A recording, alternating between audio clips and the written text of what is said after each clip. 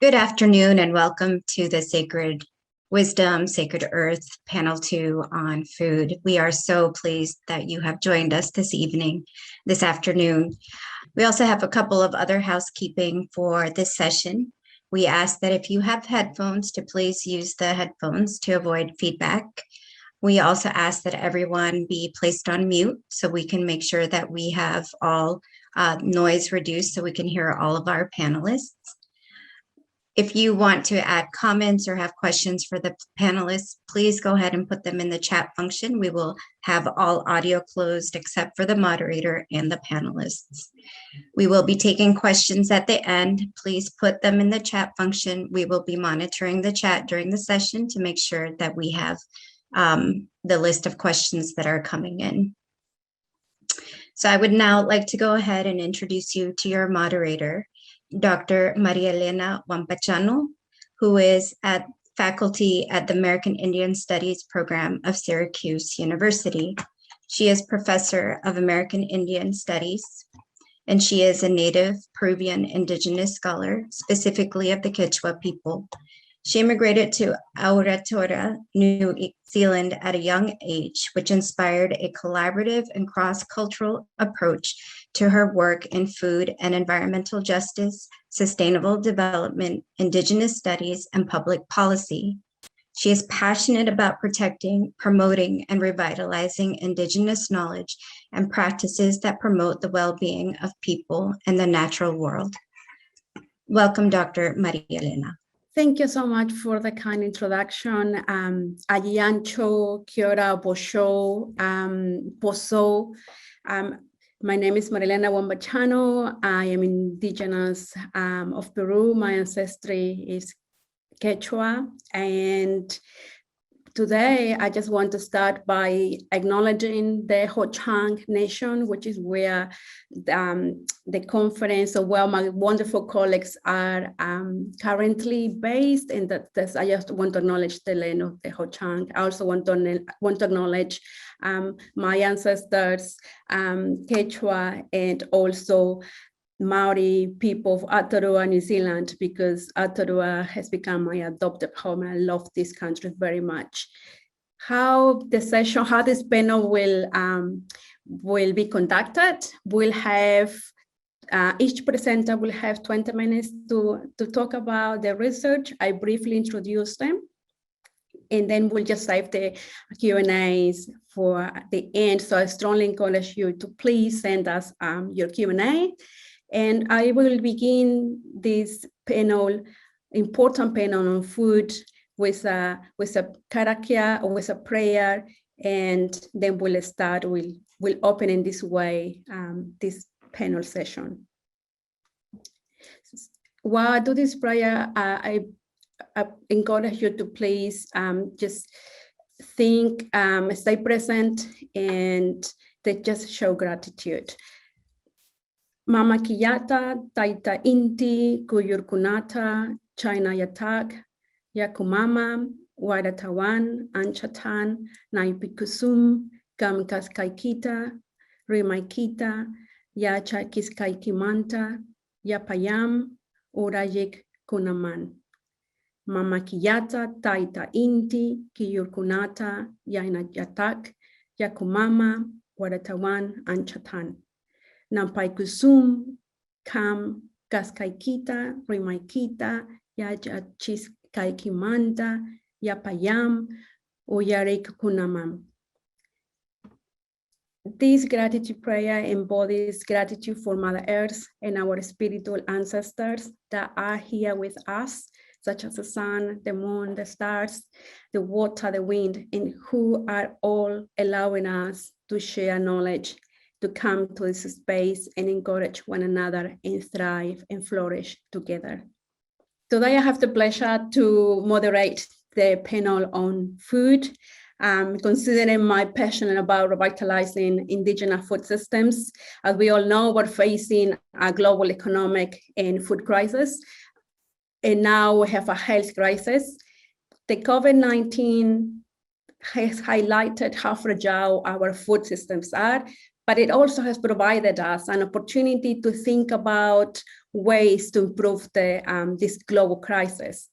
Most of the scholars, policymakers have been looking more into understanding Indigenous ways of knowing and being, especially when it comes to safeguarding food security. So I think this is an exciting moment, it's a very important moment for us Indigenous peoples to reposition the value of food, the value of our relationship to food, to be able to support so many efforts undertaken when it comes to addressing food insecurity, especially concerning Indigenous people's livelihoods and well-being. Today, I have the absolutely pleasure to introduce you to Pedro Rivera Quechua, an elder Quechua working at Chirapac. I'm sure most of you know Tarsila Rivera, the founder of Chirapac, who Pedro is going to be talking today about the experiences of food sovereignty of Indigenous Peruvians. So please, I encourage you to just give a round of applause for Pedro, and we are so looking forward to hearing from you. Sí, hermanos y hermanas de los pueblos, entiendo que hay varios pueblos indígenas que participan con nosotros y también otros hermanos y hermanas desde el pueblo quechua de Perú, con muchos saludos para ustedes.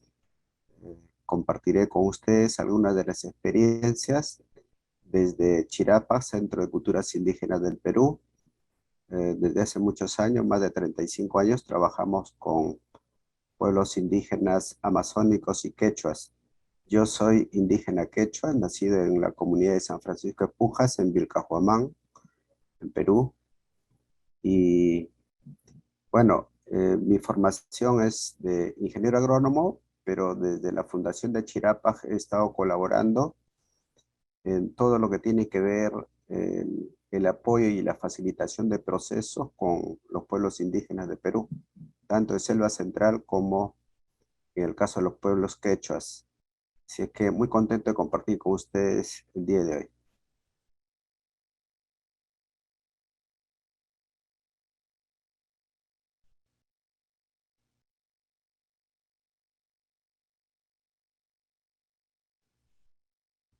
Sí, voy a la presentación, ¿sí?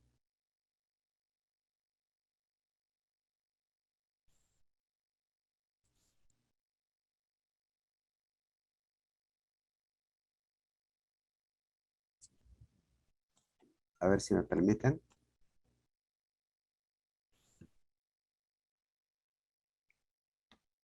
Thank you so much for the ones who are joining us. And it's great to hear from all of you from all over the world. And now we have Pedro's. Bueno, la presentación tiene que ver con las experiencias de Chirapa sobre seguridad alimentaria. En la vista tenemos a una hermana que es de un pueblo indígena quechua, que es de Huambalpa. Ustedes pueden apreciar la gran biodiversidad que tenemos de maíces.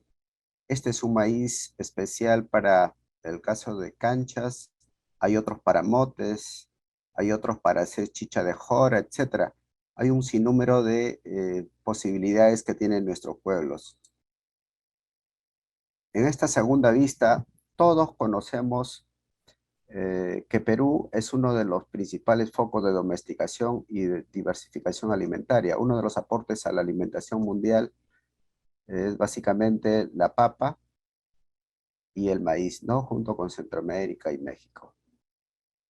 Pero también, lamentablemente, es muy conocido que en nuestro país, contando con una gran agrobiodiversidad, nuestra población, nuestra niñez principalmente, sufren procesos de anemia, ¿no? Muy altos. Es uno de los países que tienen anemia y desnutrición muy acentuados en nuestra población. Pero muchos nos preguntamos si el Perú tiene una excelente agrobiodiversidad, inclusive de alimentos calificados como alimentos del futuro. ¿Cómo se entiende eso, no? Es algo contradictorio. Aquí tenemos, por ejemplo, son hermanas de las comunidades de Vilcahuamán, y la paradoja resulta en que hay niveles de producción bastante importantes y muy diversos, de diversas variedades o ecotipos de papa que se cultivan en diversos pisos ecológicos, ¿no? Pero se le toma muy poquísimo en cuenta que no necesitamos productos extra regionales o locales para luchar contra la anemia, sino tenemos que volver a mirar hacia nuestra riqueza eh, agroalimentaria local y nacional para poder luchar contra la anemia. Eso es algo que es importante empezar a entender. En la vista, en muchas de nuestras comunidades quechuas, el trabajo comunitario es muy, muy importante. La solidaridad, la reciprocidad, la minca, el aine, que son formas de participar colaborativamente entre hombres, mujeres, niños. Aquí en la vista ustedes ven que no hay ninguna diferenciación. Los niños desde muy joven comienzan todo el proceso productivo junto con los mayores. Las hermanas mujeres de igual modo, todos participan y en este proceso es muy interesante, ¿no? Pero hay que reconocer que hay dos procesos. Todo el mundo reconoce que los pueblos indígenas tienen una excelente riqueza biogenética en productos nutritivos, por su originalidad, por la producción agroecológica, porque es una producción limpia de agroquímicos. Aquí no se utiliza ningún tipo de pesticida, sea para enfermedades o para plagas, ninguno, ¿no? Y lamentablemente le damos mucho énfasis a que estos productos orgánicos o agroecológicos tienen que ser exportados, pero muy poco es que los gobiernos y las políticas nacionales hacen que nuestro propio pueblo vuelva a nutrirse con estos alimentos, ¿no? En la vista, aquí tenemos una hermana que es amazónica de la selva central, pueblo indígena, y aquí tenemos una hermana quechua, compartiendo sus saberes, su sabiduría respecto a las propiedades nutracéuticas de los diversos cultivares, ¿no? ¿Por qué es que nuestro pueblo no es reconocido para poder nutrirse y alimentarse en base a lo que produce? Lamentablemente tenemos que reconocer que el proceso del racismo y la discriminación es muy fuerte y la política de Estado no permite a que se visibilice y que las oportunidades se den igual para nosotros. En las políticas públicas y en el proceso de educación no se revalora ni se rescata estos saberes y conocimientos ancestrales, ¿no? Aquí, por ejemplo, nosotros tenemos que desde el tiempo de las culturas originarias todavía, lo que ustedes pueden observar aquí, son el sinnúmero de biodiversidad de frijoles. Junto con Centroamérica, somos el centro de origen de estos tipos de frijoles. Y aquí vemos lo que nosotros llamamos las masuas. Tienen una calidad nutritiva excelente, inclusive en el caso de la mazua negra, tiene antocianinas que procesados industrialmente se exporta hacia Japón y otros países. Lamentablemente en el Perú, la discriminación y la manera peyorativa como se les trata a nuestros cultivos andinos no permite que nuestro pueblo lo utilice, lo procese y lo incorpore a su dieta alimentaria cotidiana, ¿no? Y más bien, en nuestros pueblos quechas observamos que hay una introducción muy intensa de fideos industriales, harinas, etcétera, ¿no? Eh, Aquí vemos que hay una correlación entre ser indígena y ser pobre. O sea, se nos hace pensar como que, bueno, pues esos cultivos realmente son procedentes de los pueblos pobres. Y cuando en realidad tenemos una cultura milenaria muy rica, lo que sucede es que el mercado no es justo ni valora la producción orgánica y limpia que se hacen de estos productos alimenticios, ¿no? Lo que no pasa con los productos industriales. Los productos industriales vienen muy bien envasados, bien rotulados, y en realidad a veces se paga más que por el alimento, se paga por la envoltura y por el marketing que se hacen de ellos, ¿no? Aquí nosotros podemos observar de cómo es que nuestros pueblos quechuas preparan sus propios abonos o compostajes en base a los productos locales. Es un proceso muy, muy interesante y muy fuerte que tenemos desde hace muchos años, y esto permite que a las comunidades campesinas no ingresen los productos sintéticos, fertilizantes químicos, etcétera. No es posible utilizar. Y todos conocemos que los pueblos andinos, quechos principalmente, sus parcelas son pequeñas, llamados minifundios, parcelas donde interactúan la crianza de animales menores, cuyes, gallinas, diversos cultivos, hortalizas y cultivos. Aquí en la vista a la derecha vemos que las hermanas están comenzando a hacer un almacenado de hortalizas, ¿no? En estos tiempos de COVID ha sido muy importante el repotenciamiento de la producción de hortalizas porque es fuente de nutrientes de hierro y minerales distintas. La agricultura convencional, en una agricultura comercial, es una agricultura industrial, extensiva, estandarizada y con empleo de alto agroquímico. Lo que no sucede en los pueblos indígenas, ¿no? Durante más de 30 años hemos visto que hay una ausencia muy, muy clarísima de lo que es el Estado. No hay una asistencia técnica y lo que es peor, no hay una asistencia técnica que los entienda la cultura, la manera de sentir y de hacer de ellos. En resumidas cuentas, no nos entienden culturalmente.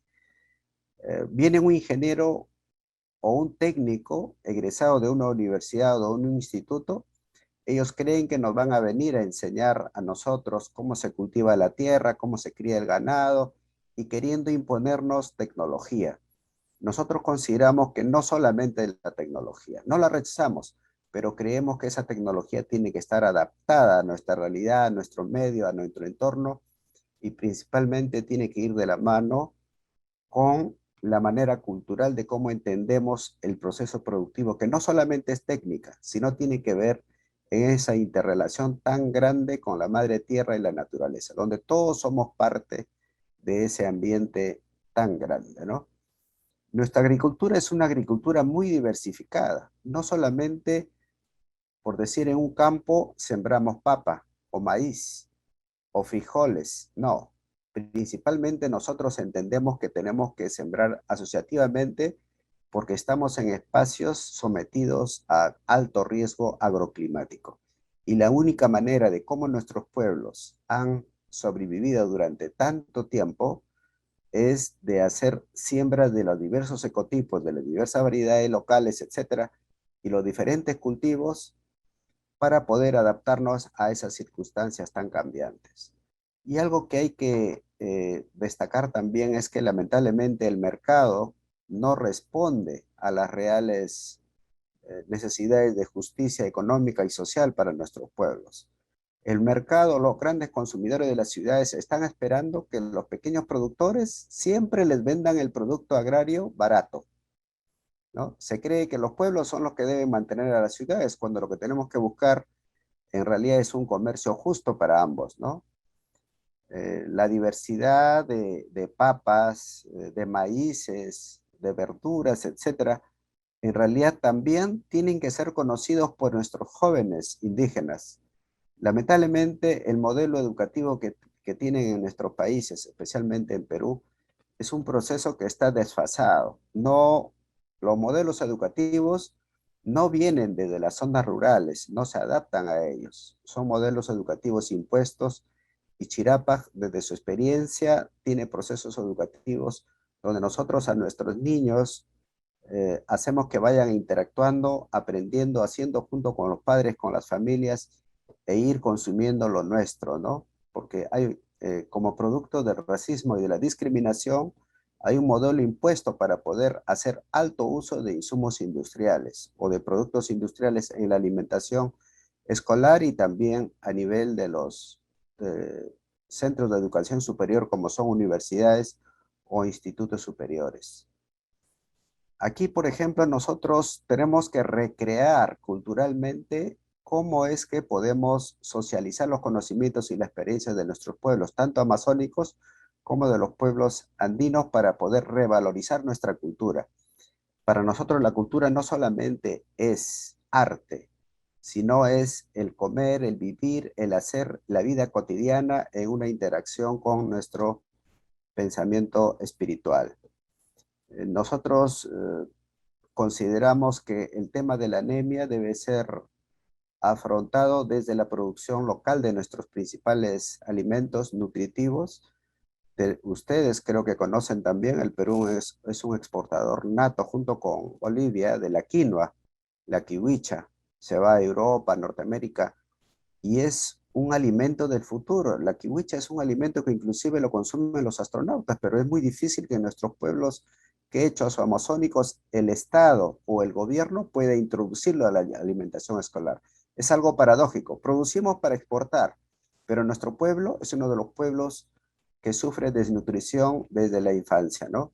Entonces, un reto importante es de revalorar nuestros alimentos propios, ¿no? Aquí, por ejemplo, los hermanos mexicanos tienen muchísima experiencia en incorporar en la dieta alimentaria lo que es, nosotros le llamamos las tunas, ¿no? Ellos le dicen nopal, pero es muy importante, tiene principios nutracéuticos de sumo interés, ¿no? Inclusive ahora se informa de que esto es muy bueno para aquellas personas que sufren de cáncer. Sin embargo, en el mercado nacional, las autoridades locales no lo revaloran, no lo incorporan en las dietas alimentarias de nuestros pueblos, ¿no? Y simplemente hay una política de llenar el estómago, pero de no nutrirnos y alimentarnos como corresponde, revalorando nuestra propia alimentación local. Es muy común y nos da mucha pena a nosotros desde Chirapa, cuando en ninguna comunidad muy lejana, el más aislado, no falta la gaseosa. Y la gaseosa, ¿qué cosa es, hermanos? Simplemente, hermanos y hermanas, solamente es agua con azúcar. Y tiene principios tóxicos inclusive, porque es un causante de la diabetes. Y sin embargo, nosotros en nuestros pueblos existen hierbas aromáticas desde las silvestres hasta las cultivadas, donde tienen principios nutracéuticos y donde efectivamente podríamos estar mejor nutridos.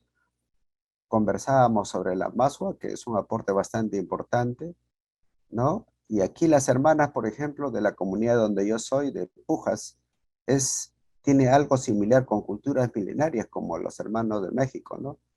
Aquí tenemos las calabazas, los diferentes maíces. Cada ecotipo de maíz tiene un uso específico y las propiedades nutracéuticas. Esto de aquí, por ejemplo, es un maíz paro, le llamamos nosotros, y esto es exclusivamente las hermanas mayores, las sabias lo utilizan para aquellas hermanas que están en un proceso de gestación, para nutrir adecuadamente al niño que está en formación.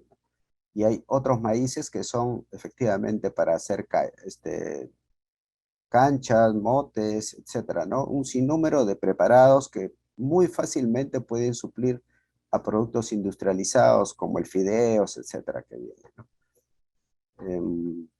Lamentablemente, desde el Perú, los gobiernos y el Estado recién está comenzando a ver cómo es que incorpora a estas poblaciones en la política alimentaria nacional.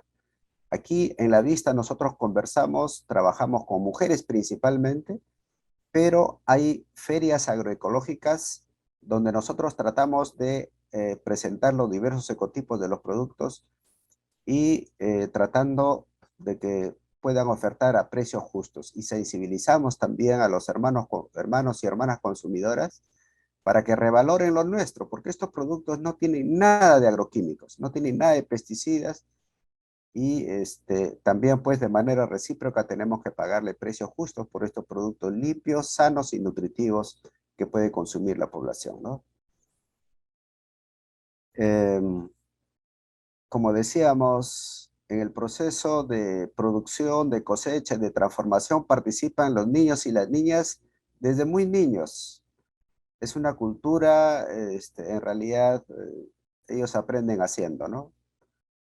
Y compartimos todo eso. Si quisiéramos que desde el Estado pudieran promover los alimentos indígenas, ¿no? Hay una gran biodiversidad de alimentos que lamentablemente pareciera ser que hay presiones, lobbies de determinado tipo que hacen que se prefieran los productos industrializados y no el de consumir productos limpios y alimentos locales que producen nuestros agricultores familiares, en este caso, nuestras hermanas de los pueblos indígenas, ¿no? En las ferias agroecológicas tenemos principios nutritivos excelentes. Por ejemplo, esto es de la calabaza. La pepa de la calabaza de por sí también está investigado que es un producto excelente contra cánceres de diferente tipo. Bueno, hay procesos de investigación que están avanzando y la calabaza en sus diversas formas es un producto también alimento del futuro. Se siembra en asocio con los diversos tipos de maíces, ¿no? Aquí, por ejemplo, siempre hacemos ferias agroecológicas, pero también eventos de cultura viva, ¿no? Donde nuestras hermanas preparan los alimentos, comparten con la gente y les mostramos de cómo es que nosotros tenemos que rescatar y revalorar nuestra identidad, no solamente consumiendo lo que producimos, sino básicamente reconociendo la propiedad nutracéutica de estos alimentos diversos, ¿no? Y finalmente, para compartir, creo que el tiempo ya es suficiente, les dejo a ustedes. Hay muchísimos saberes y conocimientos tradicionales de nuestros pueblos indígenas, tanto amazónicos como quechuas, ¿no? Para la seguridad alimentaria. Mucho se habla ahora de la soberanía alimentaria, pero entendemos que en un mercado global, nosotros entendemos que desde lo global a lo local y de lo local a lo global tiene que haber un intercambio horizontal de respeto de estas culturas para beneficiar a nuestros pueblos. Hay muchísimos conocimientos de nuestros pueblos indígenas que pueden ser compartidos y de verdad que el conocimiento de la agroecología en diversos espacios está comenzando a revalorar estos saberes y nos da mucho gusto que nos den la oportunidad de intercambiar estos saberes y conocimientos también con el mundo occidental, que también nos parece bien. Hay que intercambiar estos conocimientos.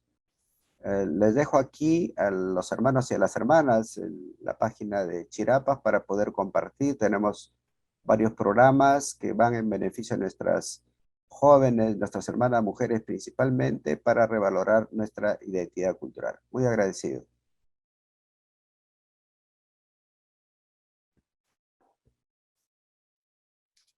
Sulpaiki, thank you so much, Pedro, for such an enlightening and informative presentation. I'm sure we'll have lots of questions. I have quite a few that we can discuss at the end. And I encourage the audience to please send us your questions, and we can discuss them once the presenter's finished.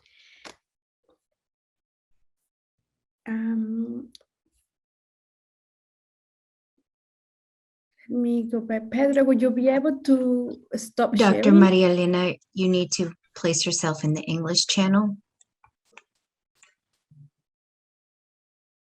I thought I was on the English channel. I haven't done anything. You are. For people who are still using translation, if you just go to interpretation and click off, you will just naturally be. You need to go to the globe at the bottom of your screen and select English channel if you will be presenting in English.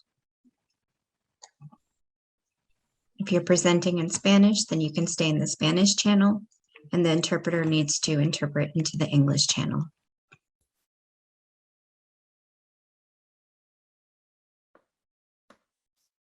Thanks so much, Pedro, for the presentation. Now we have our next speaker, Maori activist, a dear friend of mine, Mate Haitia, who is the executive chairperson and founder of RICA in Ngati Awa, which is a tribe on the east coast of Aotearoa, New Zealand. She's going to be talking about Maori food systems and the role of RICA and how she's been working with Maori communities to restore those unbroken food systems. Thank you, Mate, and I'll give it to you. You need to unmute, Mate.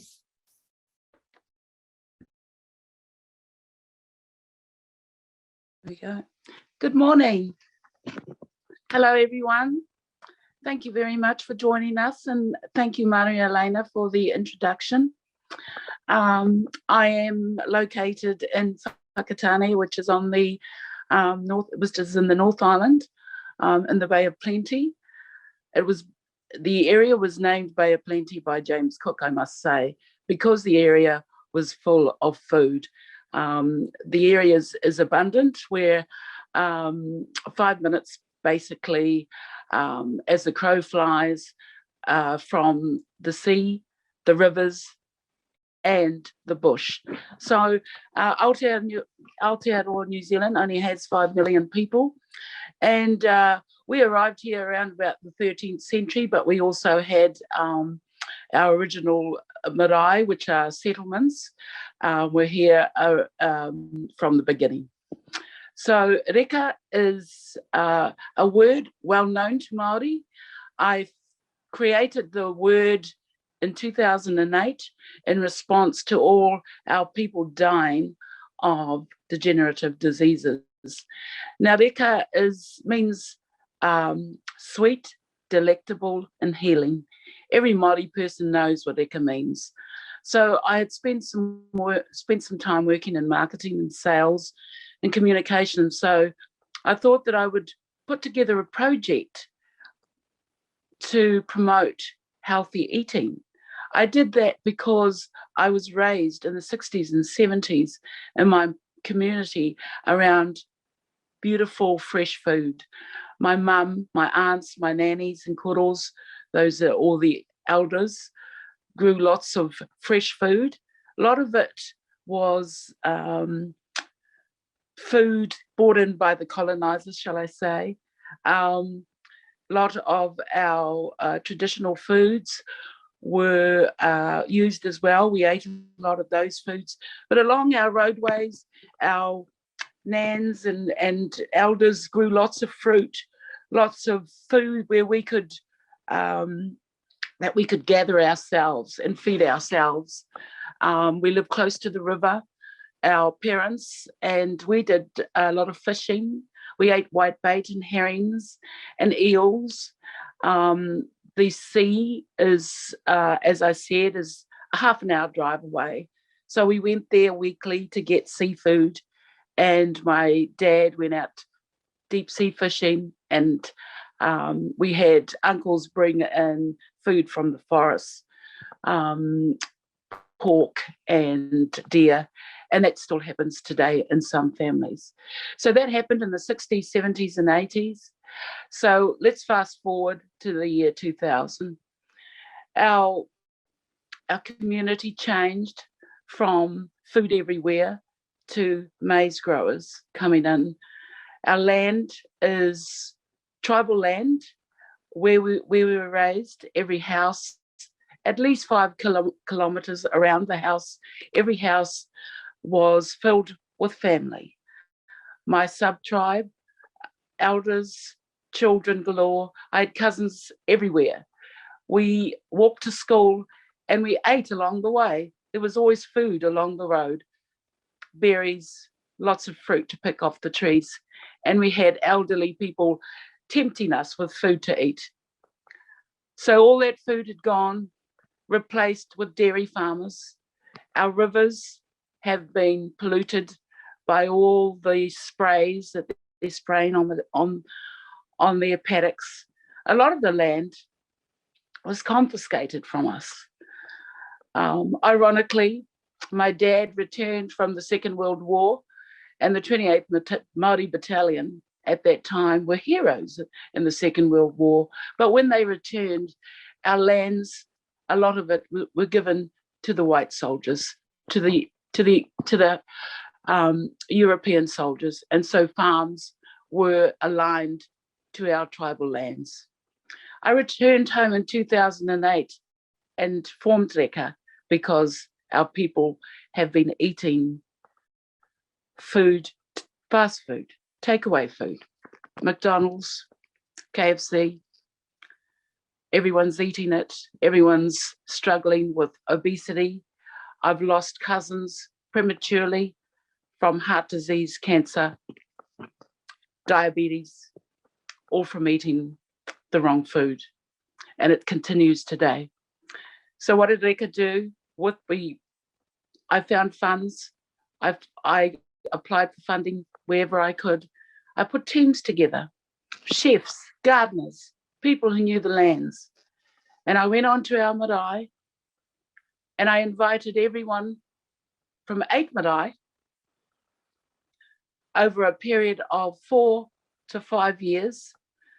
And I taught people on the marae how to grow food using sustainable methods, using organic methods, no sprays. We used carbon and nitrogen layering. We worked with the permaculture movement who grew food nearest to our culture with no sprays. And we taught many people how to grow food like our ancestors did. We taught them to make food. We taught them to make healthy food that was tasty, especially for their children. We built raised garden beds for the elderly and the disabled, unable to get down to the gardens and tend to the gardens. The elderly were uplifted by the experiences of being able to touch the soil. So Reka has a logo also that we have promoted. And Reka is Rapua e te iwi ngā kai o ngā atua. And that in English means look for the food of the gods to be well.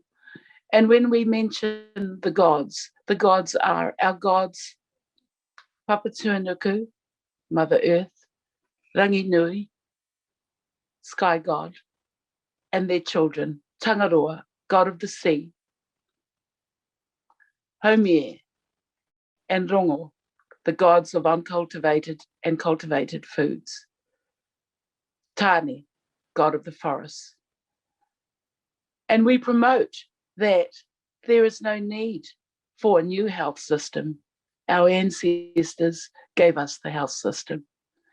They gave us the health system through our gods, and we have taken the wrong pathway.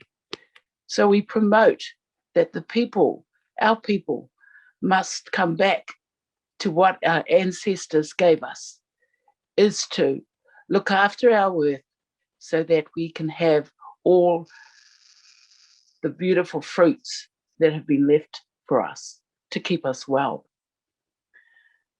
So Reka taught sub-tribes on their marae, and then we met distinguished Professor Graham Smith at a conference at Te Wharewananga o Awanuiarangi, which is located in my town and is owned by my tribe. So I presented my work at a conference with him, and he called me into his office and he asked me to join research. So we undertook 3 research projects around food sovereignty and food security, because unbeknown to me, I had no idea that my work trying to help our people go back to the way that we were living, because we were healthy. That's why the All Blacks are so good. And so we have to go back to go forward. So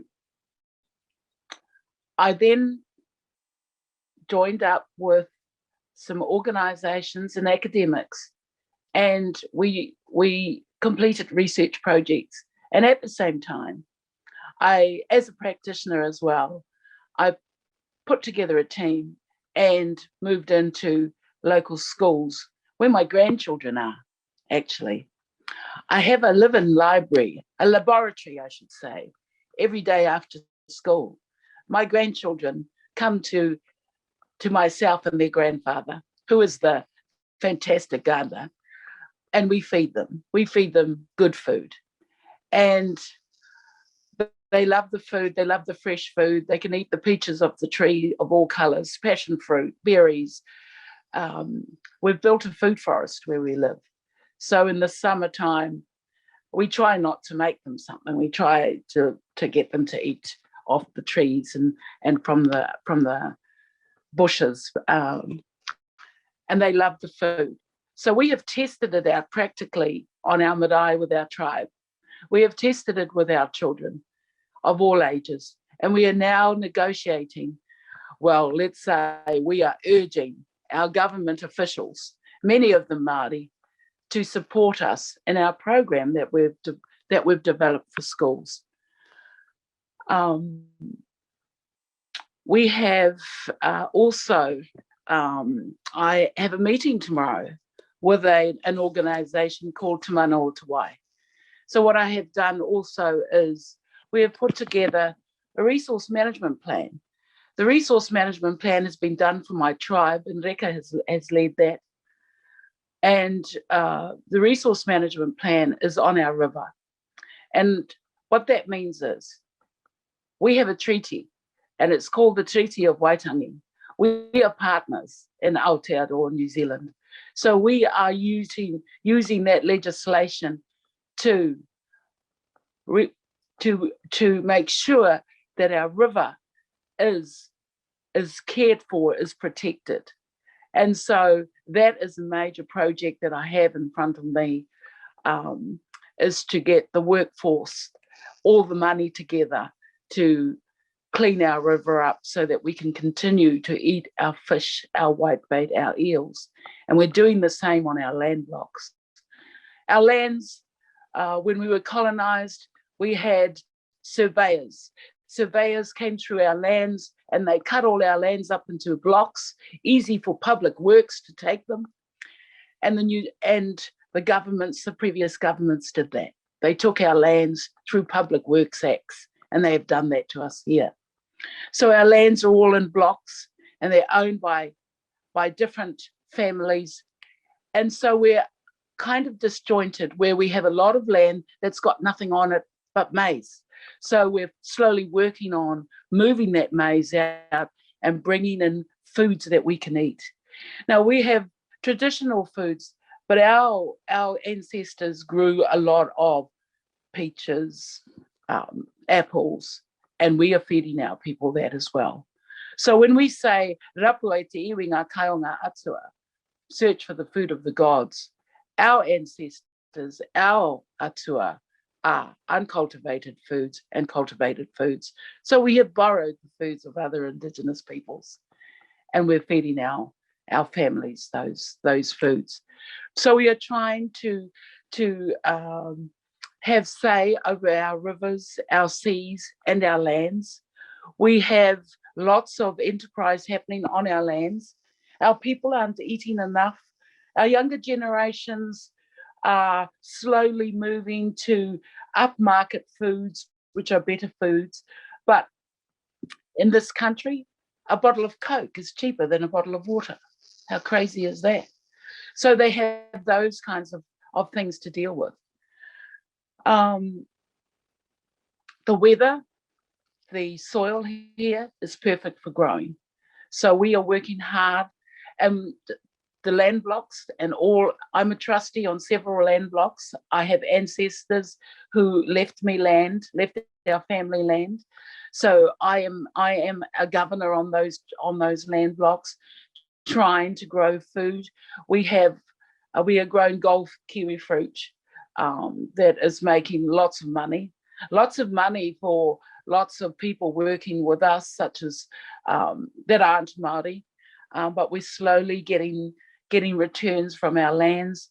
We're growing blueberries, we're growing macadamias, we're growing lots of different teas. There's lots of people wanting our land.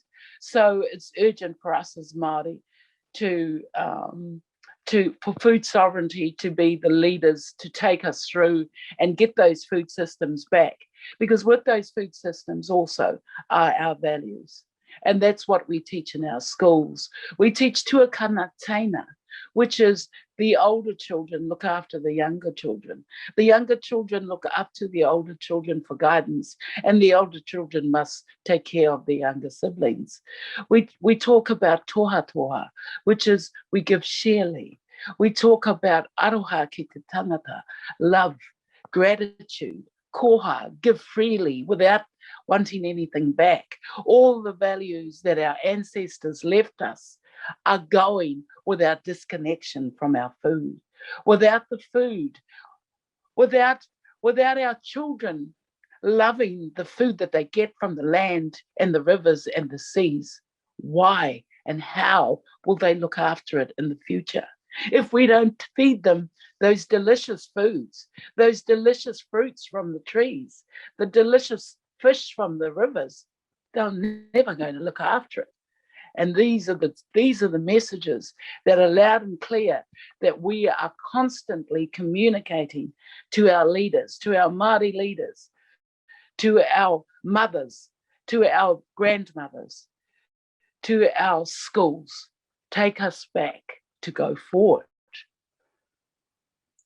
And we are finding that there are organizations popping up around the country. The generations, the millennium generations are loving the new way of thinking. They think it's a new way where let's not go there. Let's not go and eat that kind of food. Let's try this. Look at how this works. Look at how everything ties to the environment. Look how the environment looks after us. And that connection comes back in. So that is really where everything is at for us at the moment in Aotearoa, New Zealand. We are trying our best to get our people off takeaways, off fast food that are cheap and nasty, making us sick, using our lands, moving our people back onto our lands, sustainable living. I live in the sunniest town in the country. And of course we live with solar power, but most of the town doesn't. We have big electricity companies all over our dams, still messing with our rivers. So they're in all those high places that will not let the electricity companies lose out. So solar power still is not taken up in our area as it should.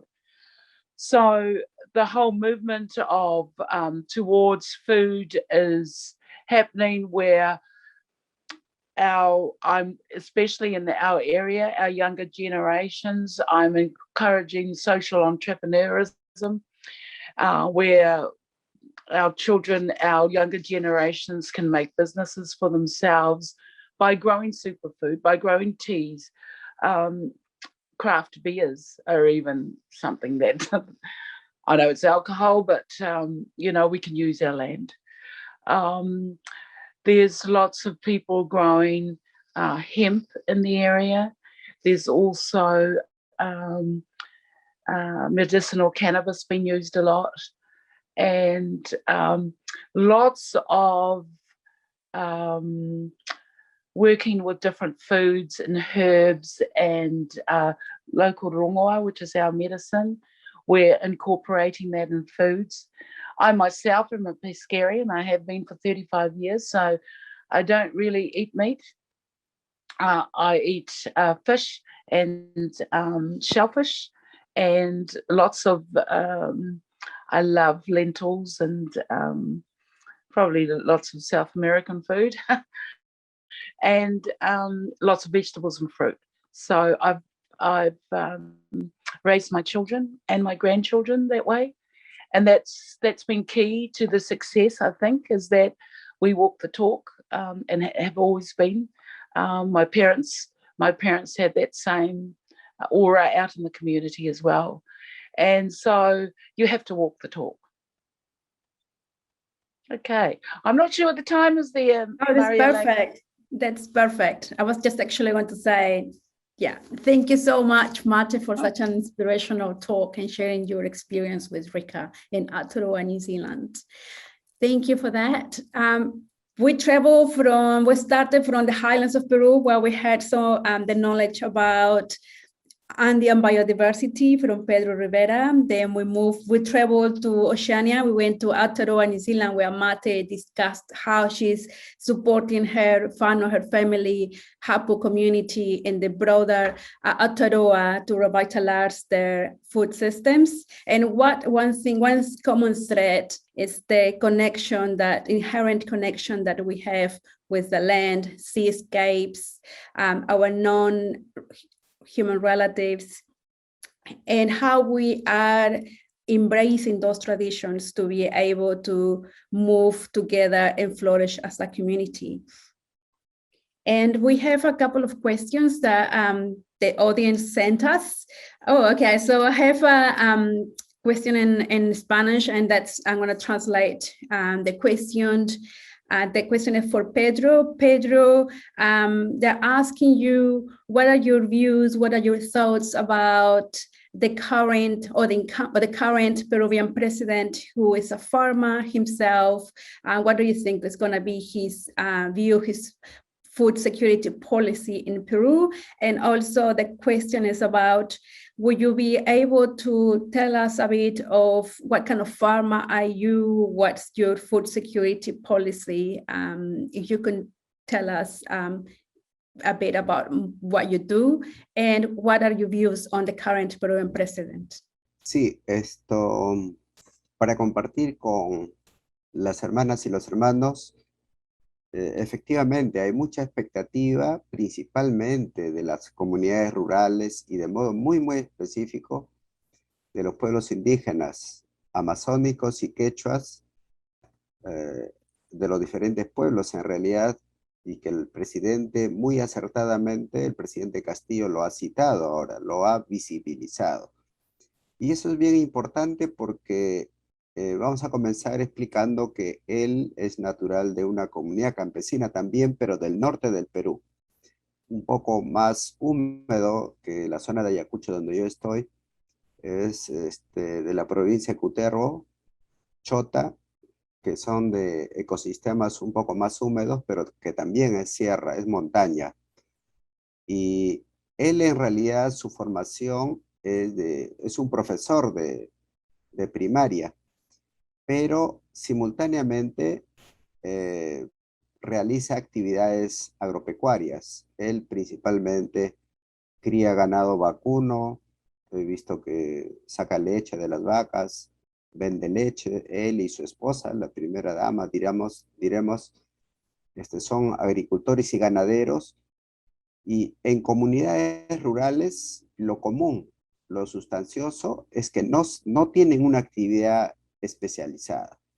No son netamente ganaderos, no son netamente agricultores, sino que complementan la crianza de gallinas, de cerdos, de ovejas, de cabras, de vacunos, y en realidad es una estrategia que viene desde muchos tiempos atrás de sus ancestros, en la medida que han diversificado su actividad económica, ¿no?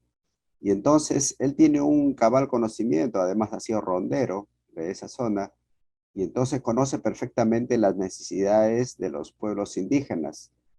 En el caso de los pueblos quechuas, efectivamente hay mucha expectativa. A través de su ministro de Agricultura ha planteado 20 políticas que vayan en favor del sector rural. Bueno, él ha explicado a través de su ministro que van a priorizar que las poblaciones indígenas puedan, o los agricultores familiares, puedan vender directamente su producción al Estado. Pero eso todavía pasa por muchos procesos, porque ¿quién es el Estado? El Estado, en realidad, en estos espacios rurales son los municipios distritales, son los gobiernos locales.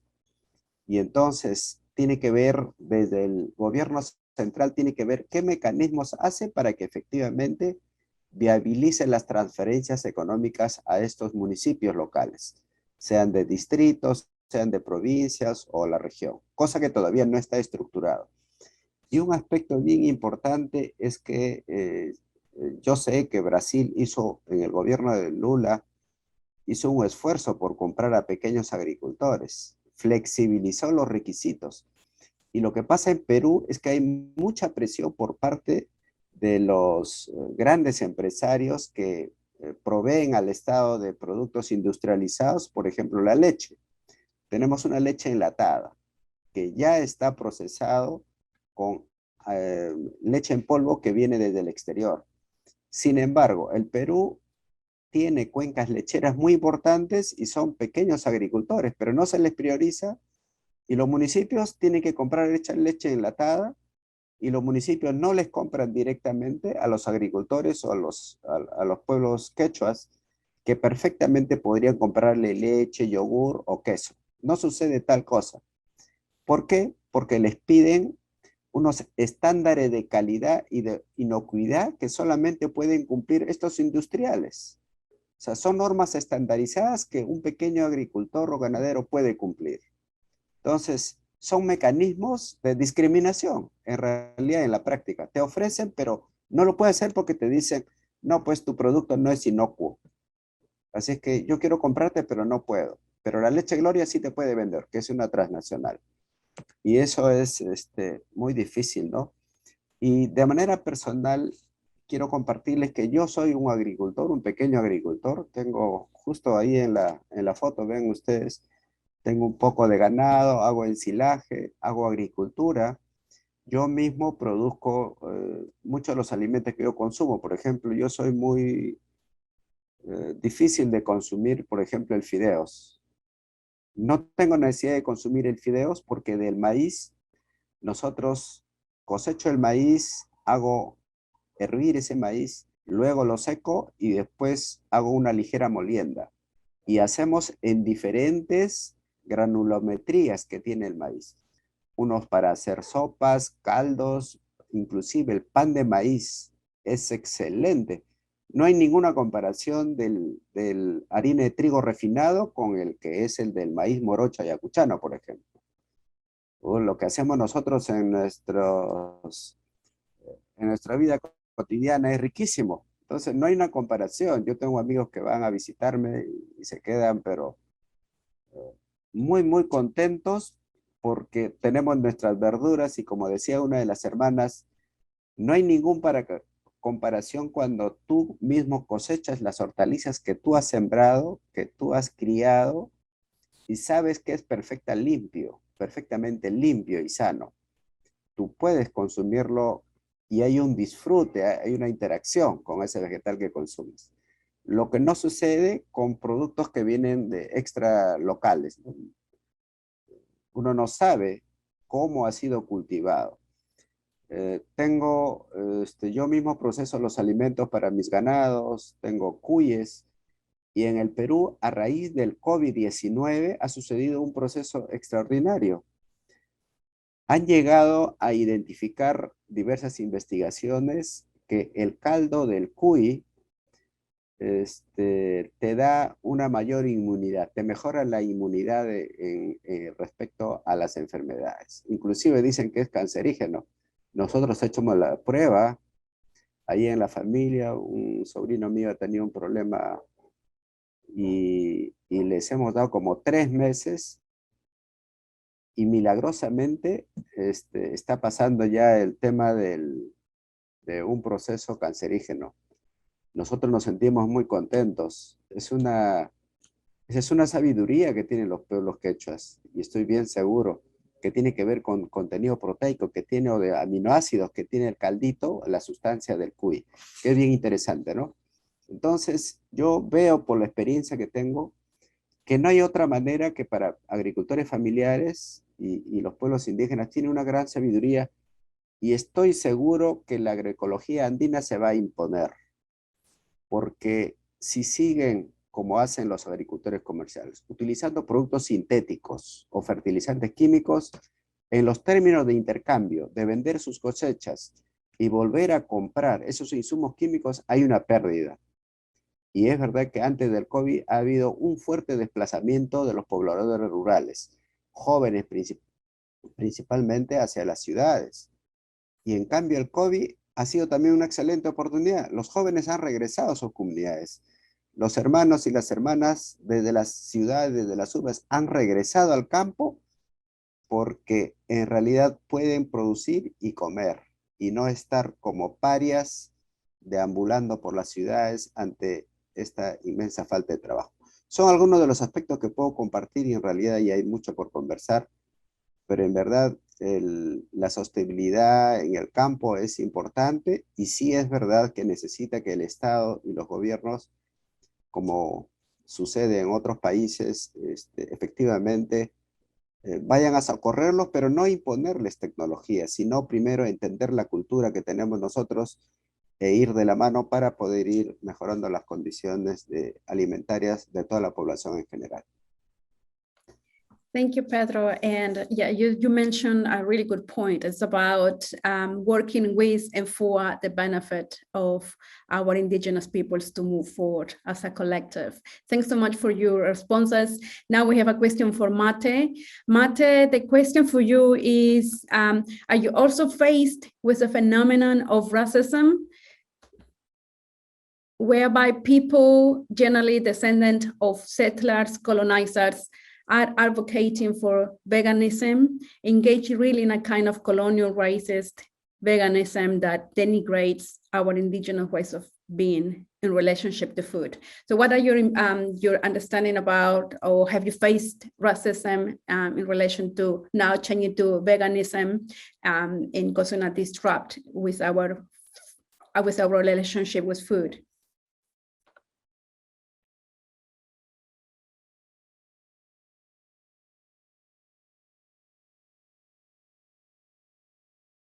Mate, can you unmute, please?